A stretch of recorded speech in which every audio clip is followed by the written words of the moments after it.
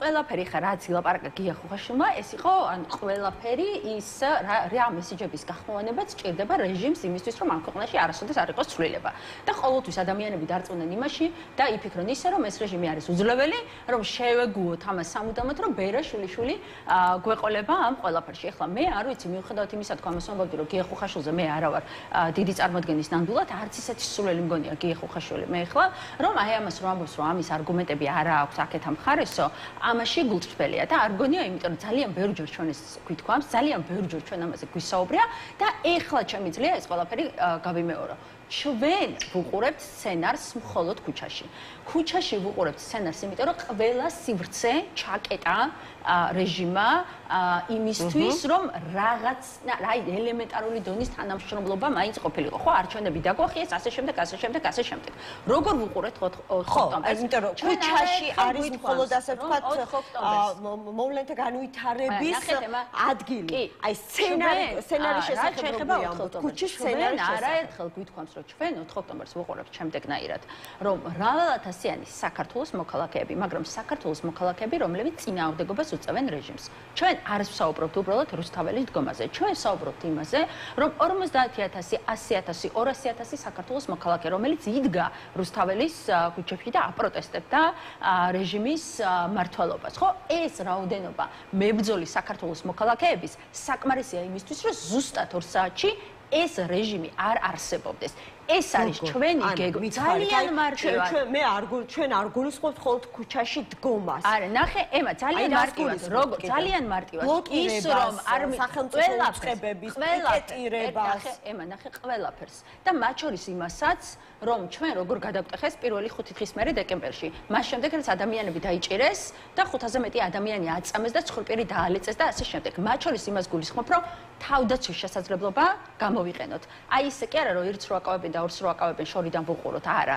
ის რომ შესაძლებლობა არ მიცეთ სპეცრას თუ გაბედავს, თუმცა მე დარწმუნებული ვარ, რომ ძალიან ბევრი საქართველოს მოქალაქის და 4 ოქტომბერს ძალიან ბევრი სურპრიზიც ექნება ქართულ ოცნებას, ძალიან ბევრი საქართველოს ერთმუშტად შეკრულ საქართველოს მოქალაქეებს ეს 2,000 და 3,000 რაღაც ხელფასზე ჩამოკიდებული სპეცრაზმი, რომელსაც სხვა мотиваცია არაფერი არ გააჩნია, ვერ გაუძლებს საქართველოს მოქალაქეებს დეკემბრის მოვლენების შემდეგ თქვენ ამბობთ, დეკემბრის მრავალრიცხოვანი აქციები ვნახეთ, წინააღმდეგობაც ვნახეთ. აი, ნახეთ თუ მომისმეთ ვიხსენებთ. კი, აუცილებლად, მაგრამ ჩაკითხების ამიტომაც ზუსტად ის რომ ჩვენ ეს ამ აქციების დროს აი ძალიან დიდი გამოცდილება მივიღეთ, ხო, მათ შორის ვნახეთ ჩვენ სადაუშვით შეცდომები, ვნახეთ სად არის რეჟიმის სისუსტე. და ზუსტად ამიტომ თქვი, ჩვენ პირველი 5 დღე აი მნიშვნელოვანი წინააღმდეგობის შემდეგ რეჟიმმა ეს პროტესტი შეანელა, დაკავებები და შეანელა ადამიანების დაჭერები და აქციებით გატაცებებით. ეხლა ზუსტად ამის შესაძლებლობა არ უნდა მივცეთ რეჟიმს.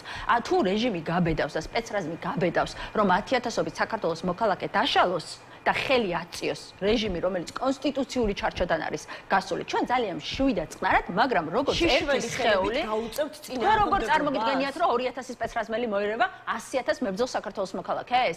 აი თქვენს დაკავებას რო აპირებდნენ, მარტო კი არ უნდა დაგტოვოთ მაგ ყველაფერში. აი თქვენთან ერთად რო იქნება 1000-ობით საქართველოს მოქალაქე, რომელიც წინააღმდეგობას გაუწევს, უკანონოდ მოხმეთ სპეცრაზმს. არა, მსგავსი არ გვინახავს, როგორც ჩვენ რასაც ჩვენ ვამბობთ ეხლა.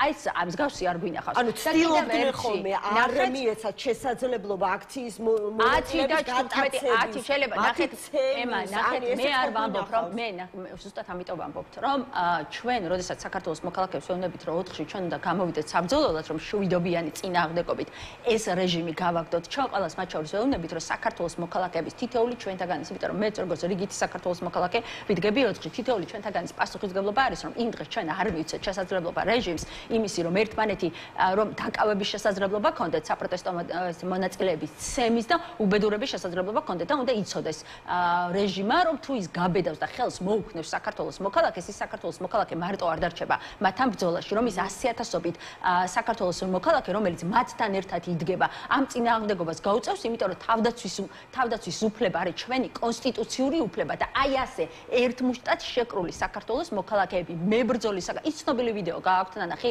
ჯერომ ორბიანეს შავებში ჩაცმული სპეცრაზმის წარმომადგენლები დეკემბრის რიცხვებში 10-მდე რომ ირბიან ჯერ დასაკავებლად და მერე აქეთ რო უტრიალდებიან საქართველოს მოქალაქეები და გარბიან, აი მაგას რო გავუკეთებთ, აი ისე კი არა რომ უბრალოდ იქ ერცაკავებდნენ და რამდენიმე იდგეს და უყურებდეს. არა, როდესაც 100,000-ობით საქართველოს მოქალაქე იდგება, რომელსაც გაცნობიერებული აქვს, რომ უნდა იბრძოლოს ამ რეჟიმს 2 საათში ჩამოინგროვოს ზუსტად დღესაც იყო ქართული ეს არის ჩვენი გეგმა.